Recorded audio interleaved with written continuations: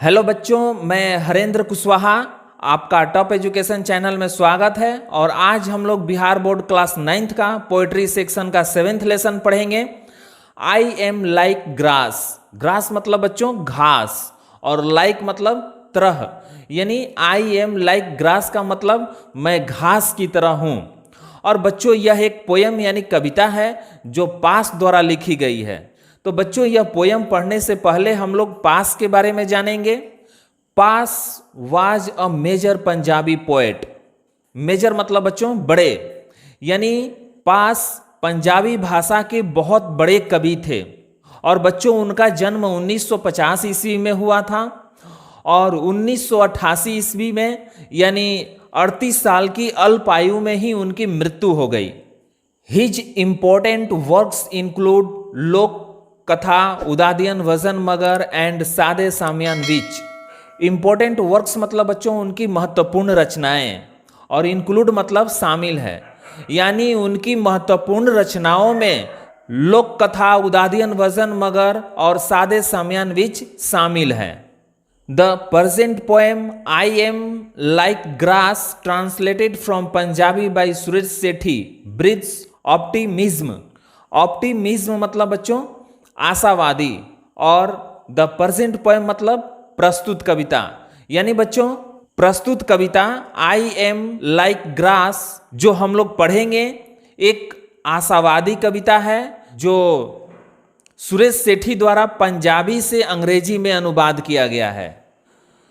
तो बच्चों इसके बाद अब हम लोग का पोयम है जो 4 स्टेंजा में है।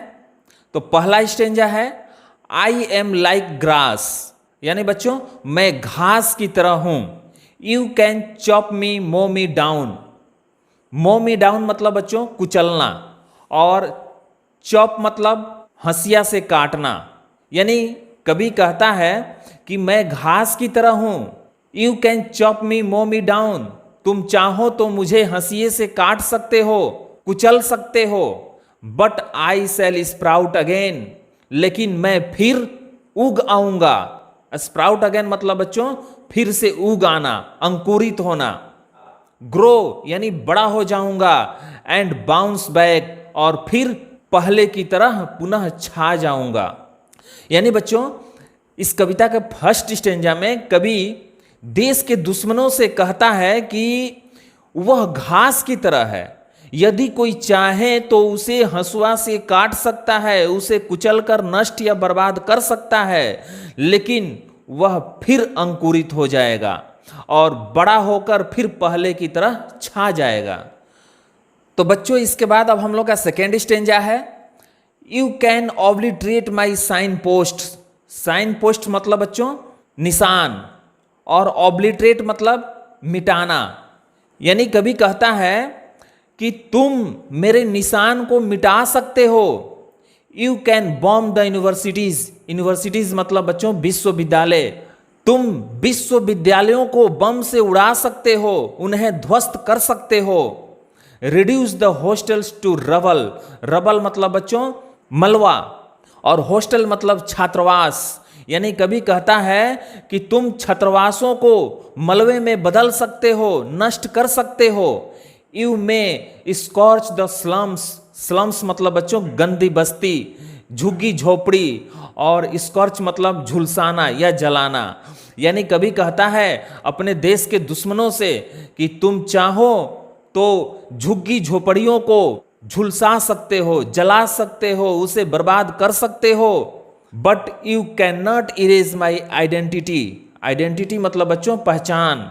यानी कवि कहता है कि लेकिन तुम मेरे पहचान को नहीं मिटा सकते। Because I am like grass, क्योंकि मैं घास की तरह हूं। आई विल स्प्राउट अगेन, मैं फिर अंकुरित हो जाऊंगा, पल्वित हो जाऊंगा, पुष्पित हो जाऊंगा।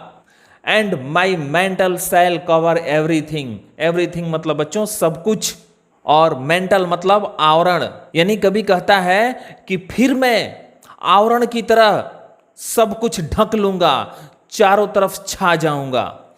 यानी बच्चों इस कविता के सेकेंड स्टेंजा में कवि कहता है कि उसके दुश्मन चाहे तो उसके निशान को मिटा सकते हैं, छात्रावासों को मलबे में बदल सकते हैं, झुग्गी झोपड़ियों को जलाकर नष्ट कर सकते हैं, लेकिन उसकी पहचान को नहीं मिटा सकते, क्योंकि वह घास की तरह है।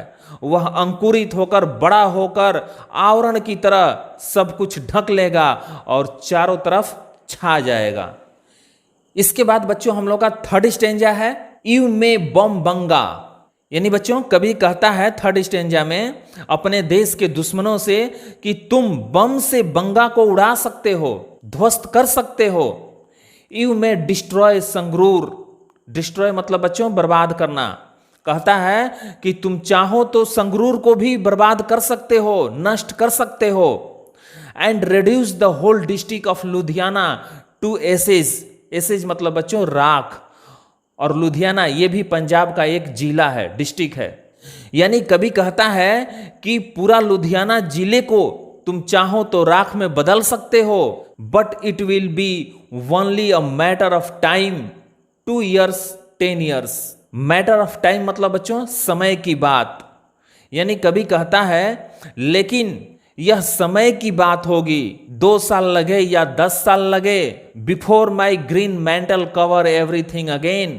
यानी कवि कहता है कि 2 साल लगे या 10 साल लगे, पहले की तरह मैं अपने हरे रंग के आवरण से सब कुछ ढक लूंगा। यानी बच्चों कवि थर्ड स्टेंजा में कहता है कि दुश्मन चाहे तो बम से बंगा को उड़ा सकते हैं, संगरूर और लुधियाना को भी बर्बाद कर सकते हैं, राख में बदल सकते हैं, लेकिन कुछ समय बाद, 2 साल बाद या 10 साल बाद फिर वह पहले की तरह हरा भरा हो जाएगा और हरे रंग के आवरण से सब कुछ ढक लेगा। तो बच्चों इसके बाद अब फोर्थ स्टेंजा है, I shall become a vast green jungle. Vast मतलब बच्चों विशाल, बड़ा। यानी कवि कहता है कि मैं एक विशाल हरा भरा जंगल बन जाऊंगा, the green jungle of Barnal. यानी बरनाल के हरे भरे जंगलों की तरह, where tourists will visit me. Visit मतलब बच्चों देखने या घूमने के लिए आना, और टूरिस्ट मतलब सैलानी या पर्यटक। यानी कवि कहता है कि मैं बरनाल के हरे भरे जंगलों की तरह बन जाऊंगा, जहां पर्यटक यानी सैलानी मुझे देखने के लिए आएंगे। विजिट माई ग्रीन जंगल, और मेरे हरे भरे जंगलों को देखेंगे। Because I am like grass, क्योंकि मैं घास की तरह हूं। यू कैन चॉप मी, तुम मुझे हंसुए से काट सकते हो, टुकड़े टुकड़े कर सकते हो, कतर सकते हो। यू कैन मो डाउन, मो डाउन मतलब बच्चों कुचल कर मार डालना या नष्ट कर देना। यानी तुम चाहो तो मुझे कुचल सकते हो, मुझे नष्ट कर सकते हो, but I will sprout again, लेकिन मैं फिर उग आऊंगा। एंड कवर एवरीथिंग, और फिर चारों तरफ पहले की तरह छा जाऊंगा। यानी बच्चों कवि आशावादी है। वह प्रस्तुत कविता के माध्यम से मानव जीवन की तुलना घास से करते हुए कहता है कि यदि कोई असामाजिक तत्व इस धरती से मानव का अस्तित्व खत्म करना चाहता है तो यह संभव नहीं है, क्योंकि इस धरती पर मानव का जीवन घास की तरह है। जिस तरह घास को काटकर, छांटकर, जलाकर खत्म नहीं किया जा सकता, ठीक उसी तरह मानव जीवन को भी खत्म नहीं किया जा सकता है। हाँ, कुछ देर के लिए दबाया या छुपाया जा सकता है, लेकिन मिटाया नहीं जा सकता, क्योंकि वह फिर अपने समयानुसार घास की तरह अंकुरित होगा, पत्ते निकल आएंगे, बड़ा होगा और फिर हरे भरे जंगलों की तरह छा जाएगा। तो बच्चों ये था हम लोगों का poem I am like grass. यदि पोयम समझ में आया हो तो वीडियो को लाइक और शेयर करें, और इस चैनल को भी सब्सक्राइब करें, ताकि मैं जो भी वीडियो बनाऊं आप तक आसानी से पहुंच सके। यदि कोई सुझाव हो तो कमेंट बॉक्स में कमेंट करके बताएं, ताकि मैं आप लोगों को अगली वीडियो में और अच्छी तरह समझा सकूं। तो बच्चों आज के लिए बस इतना ही, फिर मिलेंगे नेक्स्ट वीडियो में नेक्स्ट चैप्टर के साथ। तब तक के लिए धन्यवाद।